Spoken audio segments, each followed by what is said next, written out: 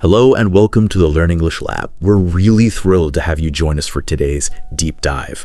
Today, we're venturing into the pretty sophisticated world of C2 mastery English vocabulary. We've got, 50 plus words lined up. And this isn't just about, making your word list longer. It's more about equipping you with a kind of strategic arsenal for really high-level communication. C2 English, maybe you're familiar, maybe not, but it signifies the absolute pinnacle of language achievement. We're talking about a level where you can understand pretty much anything you hear or read, and crucially, express yourself with, remarkable spontaneity, fluency, and a really extraordinary degree of precision. So our mission today, to genuinely unlock that potential for you. That's a perfect way to put it. Our goal here isn't rote memorization, not at all. It's not just about adding entries to your mental dictionary, like you said. The specific vocabulary we're exploring today. Well, it's absolutely crucial for genuine mastery. These are the kinds of words that go beyond general fluency. They're the ones you'll consistently find in, say, elite level exams, woven into complex academic journals. They're pretty much indispensable for truly appreciating advanced literature and vital for engaging effectively in formal debates. It is, in essence, the language of sophisticated thought, of nuanced argument, and, compelling expression. Right. So our deep dive approach means we're going to unpack each of these words, not just for their basic definition, no. We want to get into their intricate nuance, their inherent power, and really explore how they become an indispensable tool for your most precise communication. We want these words to be active instruments in your expressive toolkit, not just things you kind of recognize when you see them. This whole journey is genuinely about gaining, I think, unparalleled clarity and achieving a really impressive level of verbal precision. Precisely. You should think of this list as a meticulously curated collection. It's specifically designed to help you, our listener, to genuinely distinguish yourself. With this vocabulary, you'll find yourself empowered. You'll be able to craft more robust, more persuasive essays. You'll interpret complex texts with, I think, greater ease and deeper insight. And you'll speak with an elegance and subtlety that genuinely sets you apart in any conversation. This isn't just about hitting a score on a test. It's about profoundly enriching your entire linguistic experience. It's about granting yourself access to a higher echelon of thought and discourse, really. Absolutely. So whether your goal is maybe excelling in a high-stakes exam or perhaps delivering a really polished professional presentation, or maybe you just want to achieve what we might call, lexical excellence in your everyday interactions, then this deep dive is crafted as your ultimate language guide.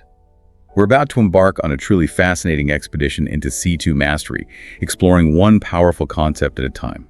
Shall we begin? Let's dive in. All right, let's kick things off. Let's start our journey by delving into words that let us describe people and their inner worlds with much greater sophistication.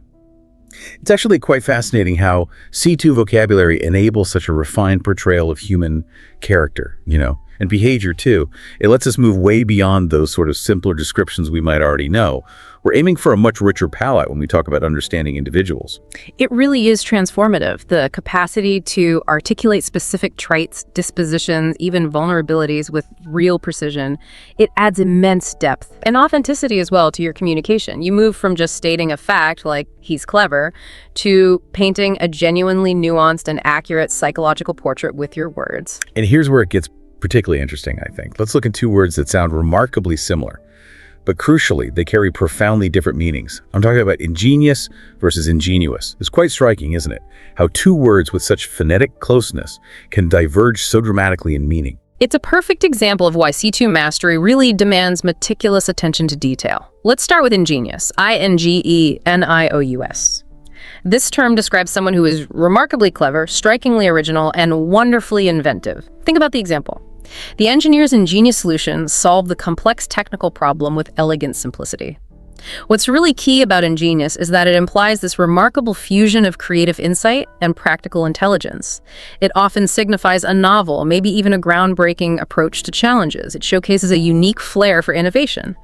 But its application isn't just limited to, say, technical problem solving. Right, not just for engineers. Exactly. You could praise an ingenious marketing strategy, one that perhaps revolutionizes an industry. Or think about an ingenious plot twist in a novel that just leaves you utterly surprised, rethinking everything you thought you knew. This word truly connects to higher-order thinking skills. It embodies that spirit of innovation, that capacity for inventive problem-solving that's so highly valued across, well, virtually every professional field. It's really about finding a brilliant, often unconventional way forward. That makes perfect sense. So it's about a unique spark of brilliance, but one that leads to a practical, maybe even unprecedented outcome. Okay, now let's consider its phonetic twin, ingenuous, spelled I-N-G-E-N-U-O-U-S. Right, ingenuous. In stark contrast, this one conveys a sense of innocence and an unsuspecting nature. Consider this illustrative sentence.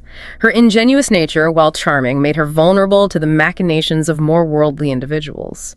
So this word stands in direct opposition to ingenious. Where ingenious denotes sharp intellect, maybe even cunning, ingenuous suggests a certain lack of worldly experience, perhaps a refreshing absence of cynicism, or even a kind of uncorrupted simplicity. So almost childlike sometimes. Sometimes, yes. There's often an inherent vulnerability in being ingenuous, like in the example where it led to susceptibility. In some contexts, it can be quite charming. You know, imagine the candid, unfiltered observations of an ingenuous child, untainted by adult preconceptions.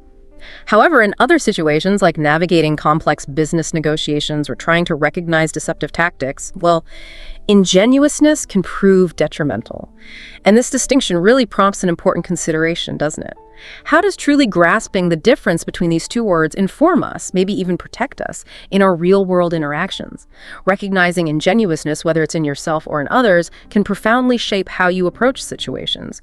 It might foster protection or a sense of responsibility or perhaps even a deeper empathy. That really is a profound aha moment.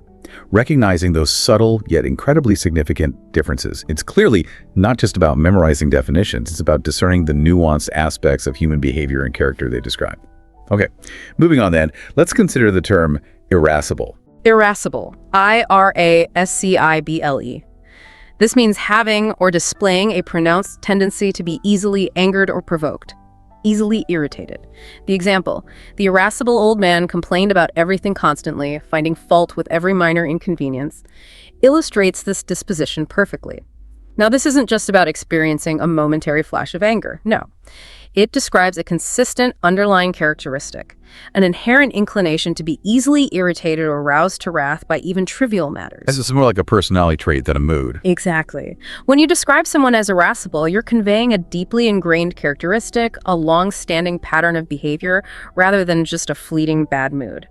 You can imagine the pervasive impact of an irascible personality on, say, family dynamics, or on the atmosphere within a work environment. It suggests a constant state of irritability that can really wear down and affect everyone around them. It paints a picture of someone perpetually on edge, ready to snap. It really does paint a vivid picture of a very specific and often challenging personality type. Okay. And then perhaps at a different point on the spectrum of human character, we find magnanimous. Magnanimous. M-A-G-N-A-N-I-M-O-U-S. A truly noble word, this one. It means very generous or forgiving, especially towards a rival, an opponent, or someone less powerful than oneself. Think about this. The magnanimous winner, instead of gloating, praised his defeated opponent's efforts publicly, acknowledging their skill and perseverance. What's so compelling about magnanimous is that it signifies much more than simple generosity. It really conveys a grandeur of spirit, a noble quality, often most strikingly demonstrated when one is in a position of victory or power or authority. So it's about how you behave when you're on top. Precisely. It's about rising above petty grievances, the temptation to gloat or the desire for retribution. It implies a kind of moral strength, a bigness of heart that extends grace and understanding even when it's neither expected nor strictly required. If we connect this to the broader context of, say, human leadership and ethics, magnanimity describes crucial qualities that inspire profound trust, respect, and loyalty. It can foster reconciliation and positive relations even after conflict. It's a very powerful concept. That truly speaks to the highest levels of character and leadership, doesn't it? Yeah. Wow. Okay, we've covered some really rich territory already in just describing people. To maybe broaden our understanding of the sheer range of human descriptions C2 words offer, let's explore a few more briefly. We have insolent, I-N-S-O-L-E-N-T. That's a term for someone showing rude and arrogant lack of respect, right? Perhaps speaking or acting presumptuously. You might think of a subordinate offering an insolent retort to their superior, deliberately challenging authority. Yes, exactly. Insolent is really about a defiant and often offensive disregard for established norms or respect. It's not just simple rudeness, it strongly implies a deliberate challenge to someone's status or authority. The intent to provoke or demean is often quite clear with insolent behavior. Got it. Defiant disrespect. Okay. Then there's intrepid. INTREPID. That means fearless and adventurous, doesn't it? Someone who ventures boldly into the unknown without trepidation. Like those intrepid explorers who first charted unknown territories, facing huge dangers with unwavering courage. Yes, intrepid absolutely conjures images of heroic bravery. It's a very powerful descriptor for those who push boundaries, whether that's in physical exploration, like you said, or maybe scientific research, or even artistic endeavor.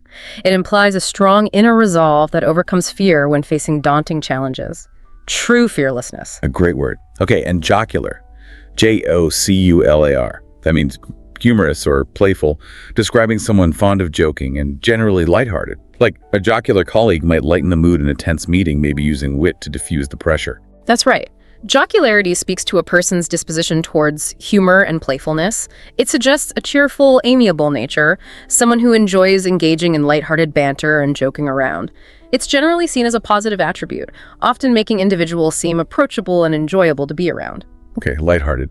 And then maybe for someone at the opposite end of that emotional spectrum, we have morose, MROSE. That describes someone who is bad-tempered, sulky, often kind of withdrawn or gloomy, right? You might find a morose character just brooding in a corner, unwilling to engage. Precisely. Morose signifies a sullen, gloomy ill humor. It suggests a deeper, more persistent state than just being temporarily sad or upset.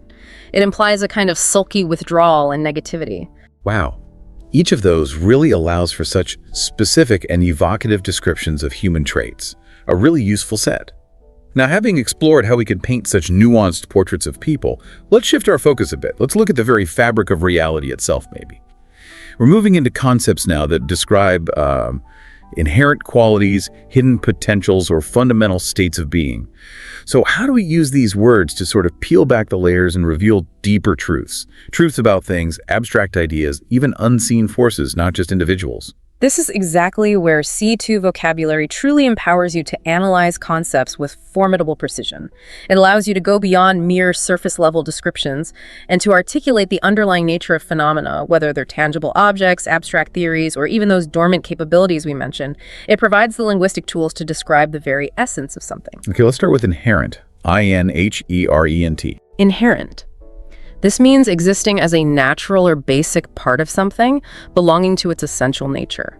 The example, risk is inherent in any investment opportunity, regardless of how carefully it's managed, captures its essence perfectly. It's about something deeply embedded, foundational, inseparable from the thing itself. It's not something just added on or acquired later. No, it's built in, an intrinsic, fundamental component of its very being. So it's part of its DNA, almost. In a metaphorical sense, yes. What's truly fascinating here is how it compels us to understand the fundamental nature of things. When you state that risk is inherent in investment, you're communicating much more than just the presence of risk. You're asserting that risk is an inseparable, foundational component of the very concept of investment. You can't really conceive of one without the other existing simultaneously. It describes an inseparable quality, a core characteristic. That makes it incredibly clear. It's not an optional add-on, but a core, unremovable component. Got it. Next up, latent. LATENT. Latent. This describes something existing but not yet developed or manifest, hidden, dormant, or concealed, like in the example. The child showed latent musical talent that, with proper instruction and dedication, dramatically emerged later in her teenage years. This word beautifully explores the powerful idea of potential. Something that is undeniably present but currently dormant. Perhaps it's waiting for the right environment or the precise stimulus or just a period of development to be unlocked and fully realized. So like untapped potential. Exactly. Think of latent abilities in individuals, like the musical talent example. Or maybe latent scientific discoveries just waiting to be made, or even latent dangers lurking in an untested system. And this brings up an important consideration. How does understanding latent abilities or latent dangers actually alter our perception of situations or individuals? If you recognize someone possesses latent talent, it fundamentally changes how you might nurture them, doesn't it? You might recommend specific training or mentorship. Similarly, if you accurately identify a latent risk within a complex system, it profoundly alters your preparation. You might implement preventative measures, develop contingency plans, conduct more rigorous testing. It's really about foresight, the capacity to perceive what could be, rather than solely focusing on what is obviously present right now. It's essentially the opposite of manifest, which means clear or obvious. So something that's definitely there, but hasn't quite revealed itself yet. Interesting. Right. Okay, from hidden potential to something that truly shines. Luminous, Luminous. Luminous, yes, literally it means emitting or reflecting light, bright or shining, especially when it's dark. The example, the luminous stars in the clear night sky provided ethereal guidance for the lost travelers, their light piercing the darkness, gives us that vivid literal sense.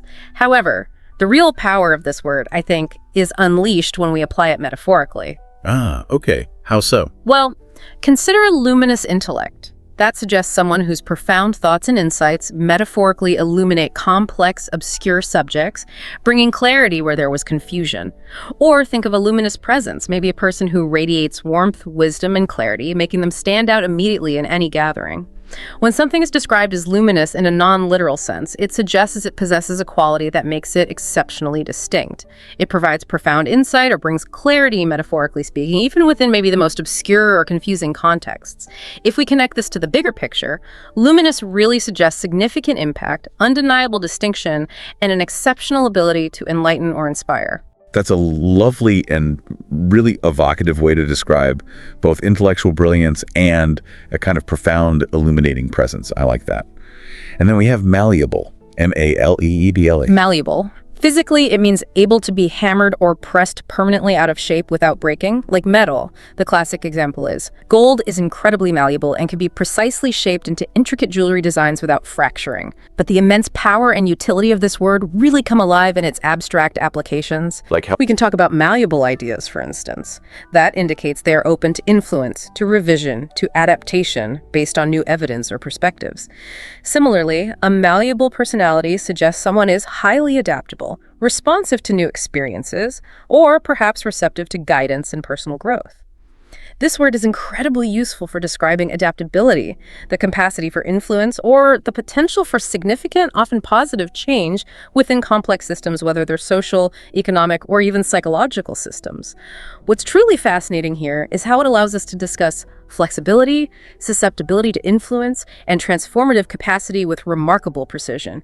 It indicates something isn't rigid or fixed, but dynamically capable of being reshaped. it's all about that capacity for transformation and adaptability, isn't it? Yeah. The flexibility. Okay, to give an even broader view within this category, let's quickly touch upon a few more terms. We have intrinsic, INTRINSIC, meaning belonging naturally or being essential, right? For example, the intrinsic value of education lies not just in obtaining a degree, but in the lifelong pursuit of knowledge and personal growth. Yes, exactly. Intrinsic speaks to an essential quality, something fundamental to the very nature of a thing, rather than being external or acquired.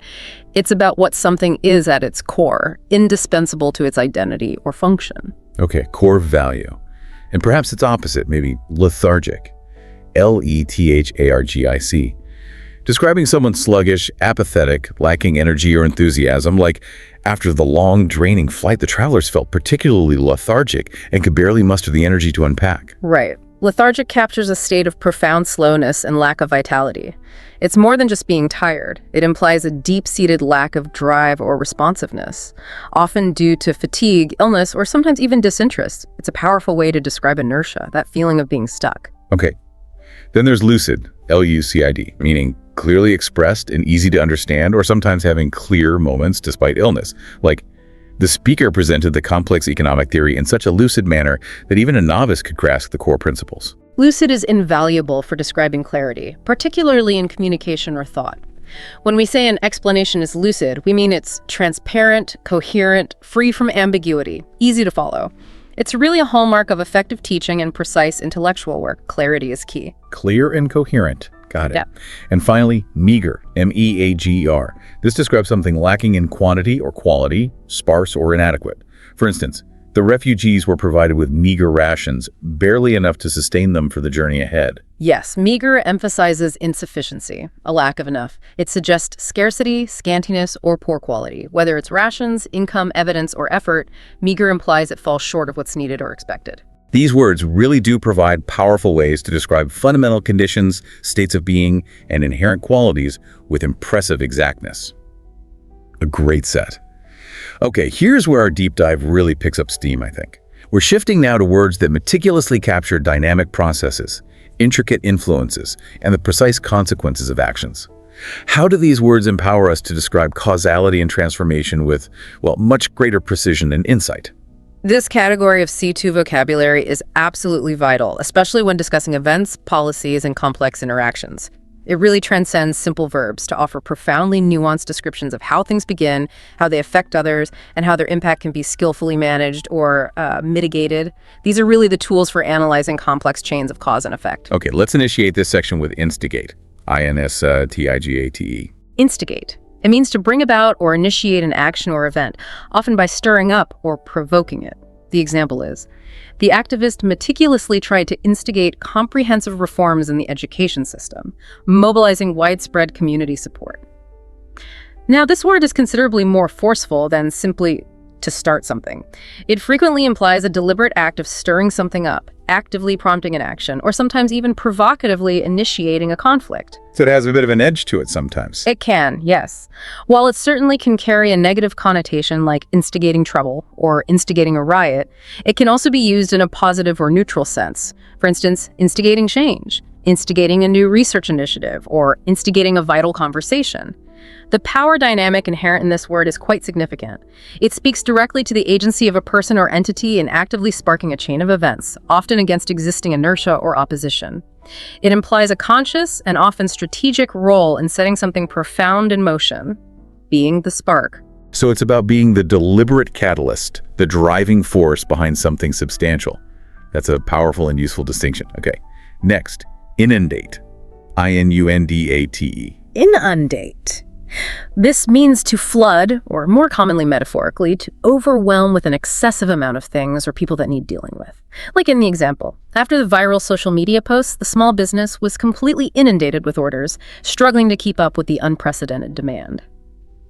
This word conveys a profound sense of being utterly overwhelmed. It goes far beyond just having a lot of something. Like being swamped. Exactly, but even more intensely, imagine a literal catastrophic flood where water just covers everything indiscriminately, creating this state of complete saturation and overwhelming volume. That's the intense feeling of being besieged that inundate powerfully implies.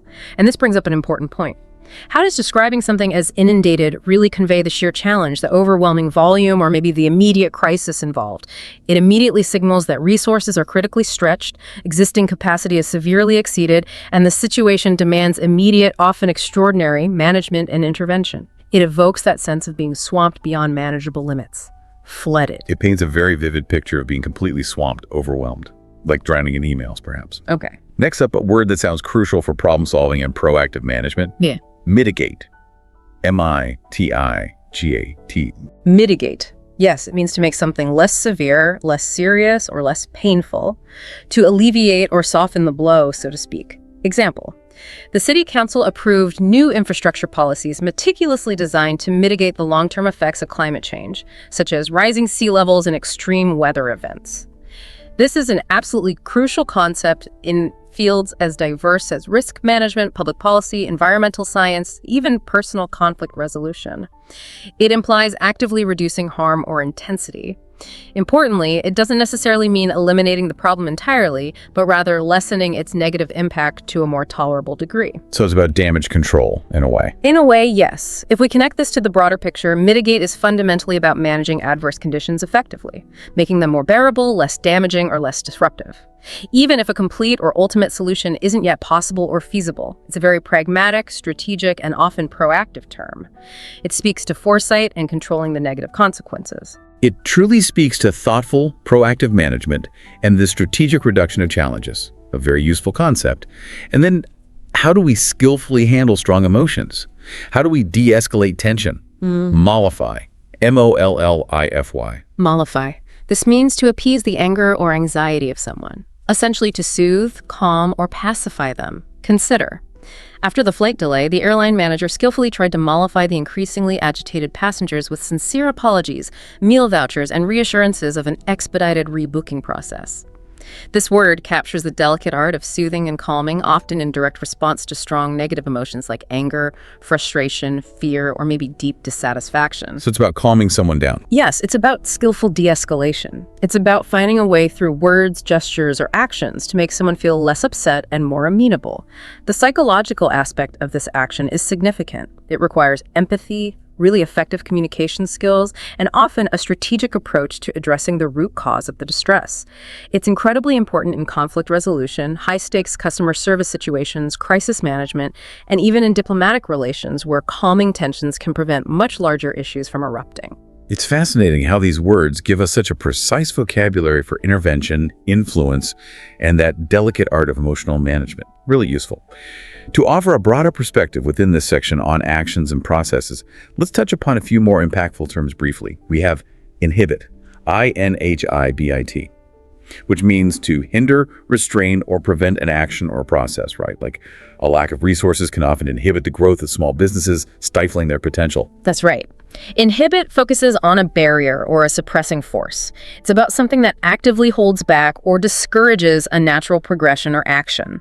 It suggests a check or constraint that prevents full realization or development, something getting in the way. Okay, hindering. Then there's kindle, K-I-N-D-L-E, which means to arouse or inspire an emotion, an idea, or a feeling, much like lighting a fire. Example: the professor's passionate lectures never failed to kindle a deep love of learning in her students. Yes, kindle is a beautiful verb suggesting inspiration and ignition, like starting a fire but for feelings or ideas. It's about sparking something profound, often an emotion like enthusiasm or love, or maybe intellectual curiosity, bringing it to life from a dormant state. It implies a gentle but powerful initiation, getting something started. Nice image. And laborious, L-A-B-O-R-I-R-U-S, describing something that requires considerable effort, diligence, and time. Arduous work. Like the task of meticulously restoring the ancient manuscript proved to be an incredibly laborious undertaking, requiring months of patient work. Yes, laborious emphasizes the sheer effort and perseverance required. Hard slog, basically. It's not just difficult, it implies a long, often tedious process that tests endurance and requires sustained exertion. It really highlights the demanding nature of a task, suggesting it takes a lot of work. Demanding effort, okay? Finally, mandate, M-A-N-D-A-T-E, which is an official order or commission to do something, often given by an authority or maybe voters. Example: the recent election provided the new government with a clear mandate to implement sweeping environmental policies. Exactly. A mandate signifies authority or an official instruction. It can be a formal order from a court or government, or it can be the authority granted by voters to a representative or party to act on their behalf, like in the example. It implies a requirement or a strong backing to proceed with a certain course of action. All these words really allow us to describe dynamic processes and their profound implications with impressive clarity and detail. Another powerful set. All right, let's unpack this next compelling set of words. This is really interesting. We're now turning to vocabulary that helps us navigate the intricate complexities of expression, evaluation, and forming opinions. Think about the immense power these words grant us in analyzing, crafting, and delivering messages, particularly when we're talking about high-level discourse and critical thinking. This section is particularly pertinent, I agree. It's crucial for mastering effective communication, honing critical thinking skills, and developing that capacity for nuanced assessment of information. These words serve as indispensable tools for, say, dissecting arguments, conveying astute judgments, and truly grasping the subtleties inherent in language itself. They really are the bedrock of sophisticated discourse, allowing you to engage with ideas on a deeper level. Okay, to begin our exploration here, let's look at intelligible. I-N-T-E-L-L-I-G-I-B-L-E. Intelligible. It means able to be understood, comprehensible, especially when dealing with something complex. For example, the seasoned diplomat delivered her complex geopolitical analysis in such an intelligible manner that it was accessible even to the general public, not just policy experts. Now, what's critically important about intelligible is that it often implies clarity achieved despite inherent complexity. So it's not just understandable, but made understandable. Precisely. It's not merely that something can be understood, it's that it has been rendered understandable, perhaps through exceptionally skillful explanation, careful logical structuring, or maybe deliberate simplification without sacrificing accuracy. The effort and the art behind making something intelligible are hallmarks of truly excellent educators, communicators, speakers and writers. It directly speaks to the ability to break down intricate, potentially daunting ideas into digestible, clear components for a specific audience. It shows a real command of the subject and communication. So it really highlights the peak of effective communication, making the complex understandable. Great. Now, for a word describing a very different, often quite aggressive end of the communication spectrum, invective. INVCTIVE. Invective. This refers to insulting, abusive, or highly critical language, essentially strong denunciation or verbal attack. Example, the politician's speech, instead of addressing policy, quickly devolved into a torrent of invective against his opponents, relying on personal attacks rather than reasoned arguments. This term describes much more than just simple criticism. It is language specifically designed to attack, to demean, to verbally assault. So it's meant to hurt. Often, yes. It's characterized by its aggressive negativity and is frequently deployed to stir strong emotional reactions, often bypassing rational thought entirely. Understanding invective is absolutely crucial for analyzing public discourse, dissecting political rhetoric, understanding things like polemics, or even interpreting certain forms of literary criticism. Recognizing its presence and its purpose helps you to critically analyze persuasive techniques and deeply comprehend the often aggressive intent behind certain forms of communication. This is vital for any advanced reader, listener, or analyst of discourse. It's essentially a verbal weapon. That's a powerful word for describing verbal aggression and denunciation. Yeah. Okay, next, a word that often walks a very fine line, I think.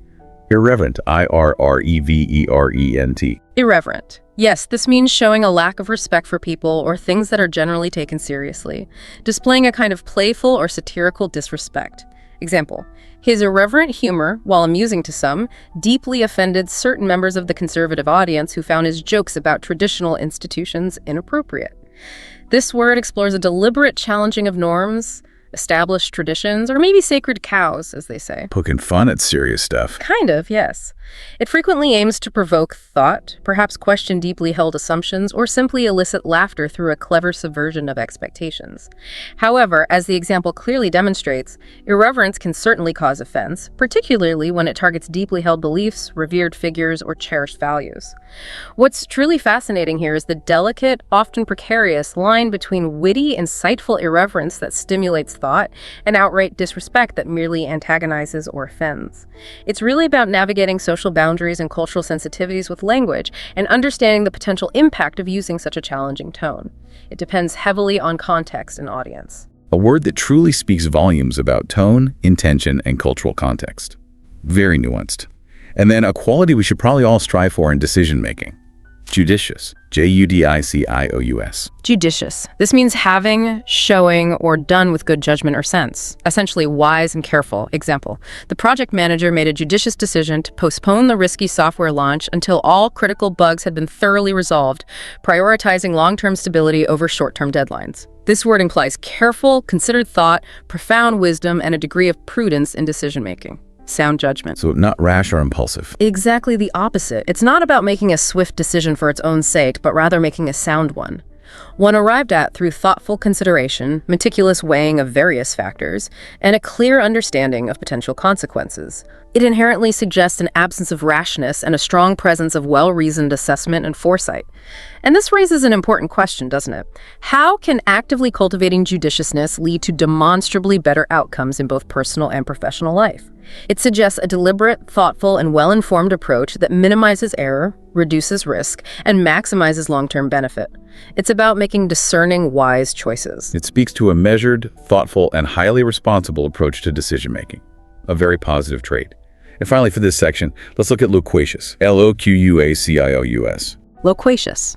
This means tending to talk a great deal, talkative, sometimes even to the point of being garrulous or overly chatty. Example, the loquacious professor, known for his compelling tangents, could effortlessly lecture for hours without notes, captivating his students with endless anecdotes and insights. This word describes someone who thoroughly enjoys talking extensively, often with remarkable fluency, ease, and volubility. So just very talkative. Is it negative? Not necessarily negative, no. It simply points to a distinctive and often prominent communication style. A loquacious person might be an exceptional storyteller, or a highly engaging public speaker, or simply someone who finds genuine pleasure and expression in the act of speaking at length. It offers a much more sophisticated and precise way to describe someone who is merely talkative, often hinting at a richness of expression and a continuous flow of words. Okay, fluent and talkative. Got it.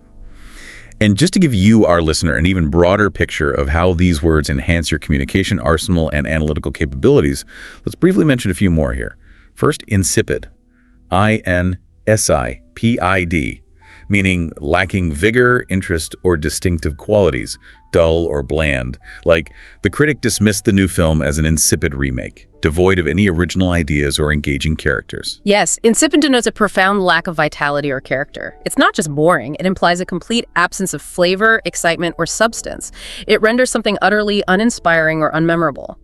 Bland is a good synonym. Okay, bland and uninteresting. Yeah. Then there's lament, L-A-M-E-N-T, to express passionate grief or sorrow about something, to mourn or regret deeply. Example, environmental activists gathered to lament the ongoing destruction of ancient forests and their vital ecosystems. Right. Lament conveys deep, often public, sorrow or regret. It's the powerful verb. It implies a profound sense of loss or disappointment, moving beyond simple sadness to a more profound expression of grief or maybe even protest. Stronger than just being sad. Okay. And levity. L-E-V-I-T-Y. This refers to humor or a lightness of mind, especially in situations that are generally considered serious. Like, amidst the tense negotiations, a moment of unexpected levity broke the ice, allowing the delegates to relax and find common ground. Yes, levity is about the skillful or sometimes accidental introduction of lightness into a serious situation. It's often used deliberately to ease tension or lighten a mood, providing a kind of psychological release in serious or weighty discussions. A touch of humor. Okay, lightness and seriousness. Then libel. L-I-B-L, a published false statement that is damaging to a person's reputation, or written defamation. Example, the celebrity sued the tabloid for libel after it published unfounded rumors about her private life. Correct. Libel is a serious legal term specifically denoting a written or broadcast false accusation that harms someone's reputation. Slander is the spoken equivalent. It's about the tangible damage inflicted by defamatory published words. Written defamation, got it. And finally, ludicrous. L-U-D-I-C-R-O-U-S, meaning so foolish, unreasonable, or out of place as to be amusing, simply ridiculous. Like, the suggestion that they could finish the entire project in one day was utterly ludicrous given the complex scope of the work. Exactly. Ludicrous describes something as absurd, laughable, or completely nonsensical because it's so unreasonable or impractical. It highlights the extreme foolishness or ridiculousness of an idea, suggestion, or situation. These words truly allow you to dissect and describe acts of communication, judgment, and critique with incredible precision and insight. Really sharpens the analytical toolkit. So what does this all mean for our final compelling set of concepts? We've reached our last section. We're now focusing on vocabulary that underscores the paramount importance of, well, exactness, moral uprightness, and unwavering accountability. How do these words empower us to describe meticulousness, integrity, and responsibility in various professional, academic, and personal contexts? This concluding group of words is absolutely fundamental, I'd say. Fundamental for discussing reliability, ethical conduct, and that exacting attention to detail we sometimes need. They provide you with the linguistic tools to articulate qualities that are universally highly valued across pretty much all spheres of life, from intricate scientific research to robust leadership and just basic personal trustworthiness. Okay, let's dive into integrity. I-N-T-E-G-R-I-T-Y.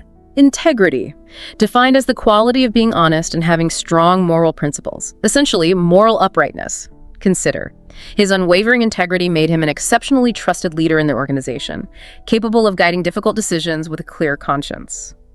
Now, this word is far more than just simple honesty. It's really a foundational cornerstone of character.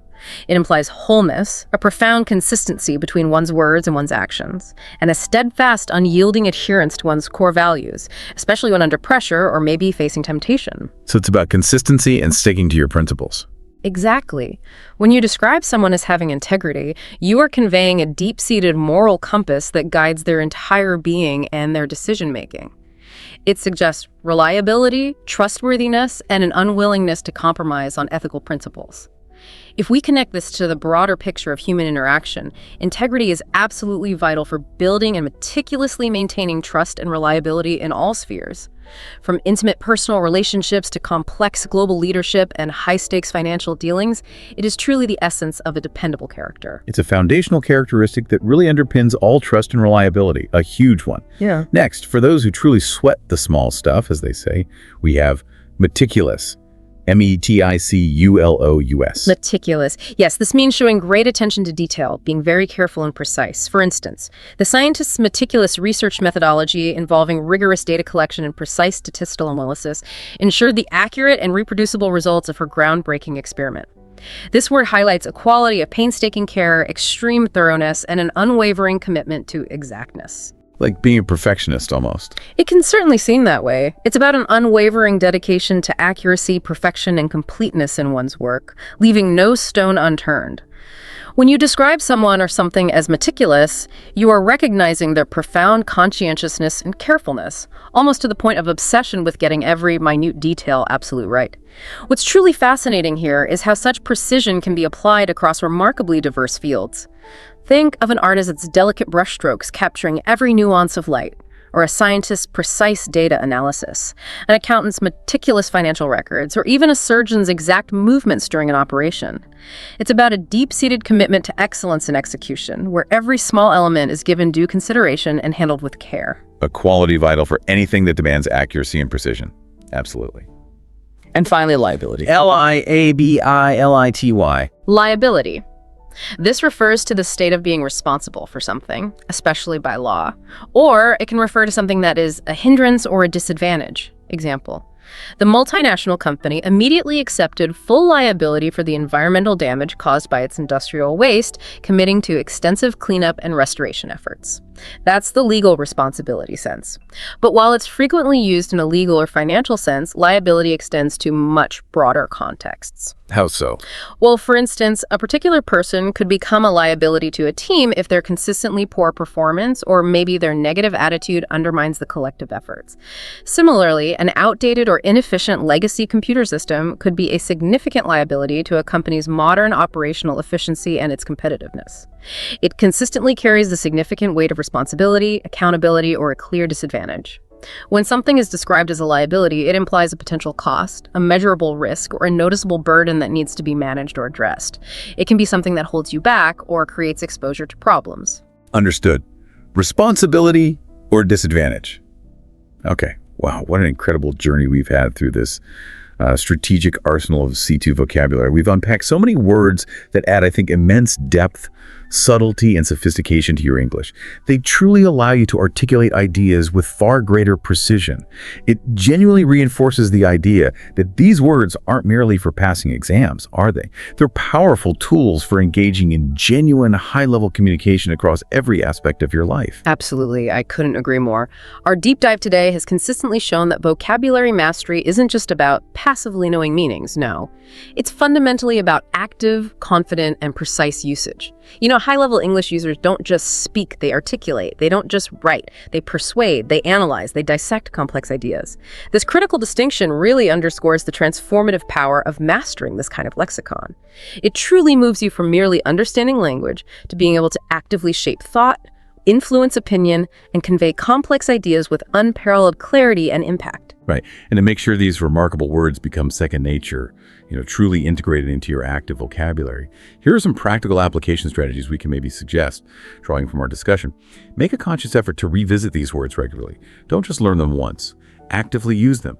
Try them out in your essays. Engage with them in your daily discussions. Incorporate them into your emails and professional correspondence. Also, cultivate a keen eye and ear to notice them when you're reading books, articles, or listening to podcasts like this one. For truly active learning, maybe create your own flashcards.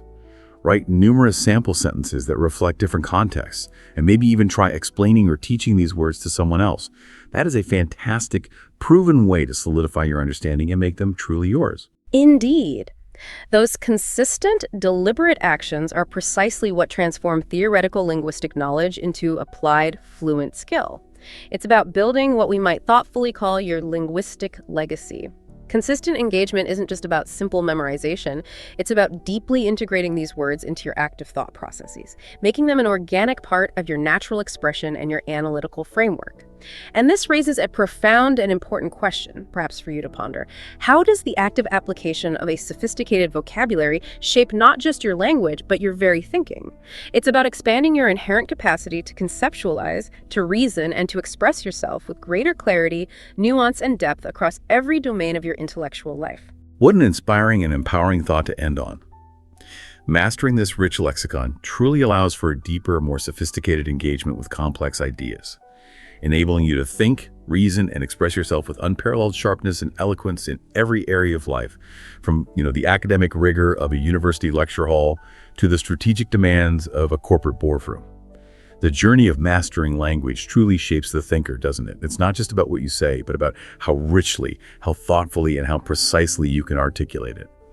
Thank you so much for joining us on this deep dive into C2 Mastery English vocabulary. We truly hope this journey has been immensely valuable and insightful for you. Keep reading, keep practicing, and most importantly, keep actively using what you've learned to elevate your communication. If you found this deep dive valuable, please remember to like, share, and subscribe to this YouTube channel. Your support really helps us continue to unpack fascinating topics and bring you next-level insights. Until next time, keep exploring the depths of knowledge.